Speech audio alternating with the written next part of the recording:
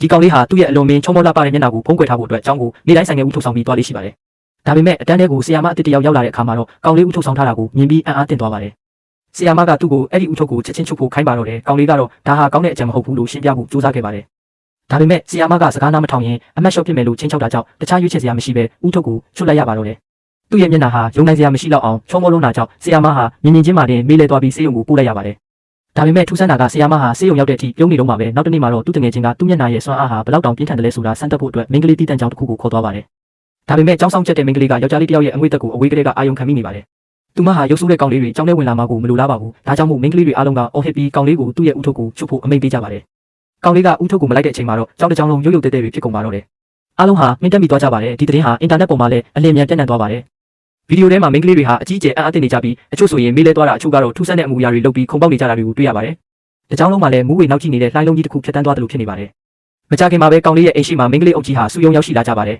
။အဲ့ဒီခါမှာတော့သူ့ဖေကအကြံတစ်ခုရသွားပြီးသူ့ရဲ့ချုံမောလှပတဲ့သားဖြစ်သူနဲ့ဆယ်ဖီရိုက်ချင်တဲ့သူတွေစီကနေပတ်စံကောက်ခံဖို့စတင်လှုပ်ဆောင်ပါတော့တယ်